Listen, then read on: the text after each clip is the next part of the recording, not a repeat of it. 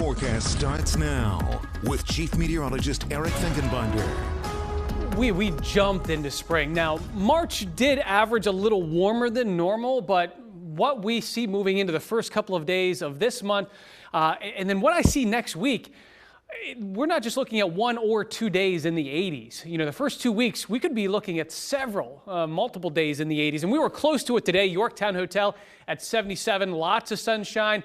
Some of the spots, check it out, Harrisburg, Hummelstown, Waynesboro, Duncannon, all into the upper 70s now. Now, with mainly clear skies in place, you're probably thinking, well, it's going to be chilly tonight.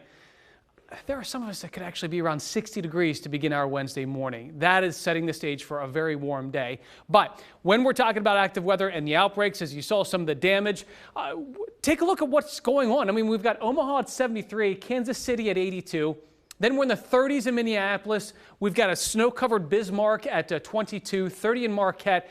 So let's look at this location in particular, Illinois and Iowa. And you can see we now have the Storm Prediction Center says, yep, we're just now beginning to see it take shape. We can actually see 2 clusters now forming, one in central Iowa, another one that's in going to be heading out of northeast Missouri into Illinois. I just want to point that out because it's super quiet here. We are in the warm sector. Warm fronts to our north. This front will be arriving on Thursday only to bring a shower or a storm, and I think the storm is going to be very isolated, and not anticipating any type of outbreak locally. I want to show you. So for tomorrow morning, there could actually be some clouds, but once we open it up to sunshine, we are warming things up. You can see all of the shower activity stays to our north.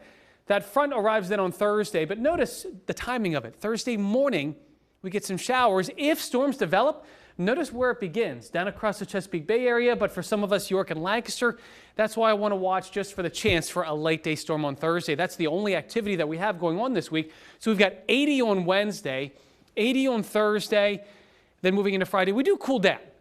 And Easter weekend, I'm not going to say it's going to be chilly, but it's kind of a reset, getting back to normal or seasonable conditions. So we'll be in the 50s on Saturday. Sunday for Easter Sunday, gorgeous, lots of sunshine, a gorgeous sunrise. Next week, we've got 60s, we've got 70s, and I also think next week we have the potential of warming into the 80s for a couple of days too. Okay. All right, we got to do something fun now.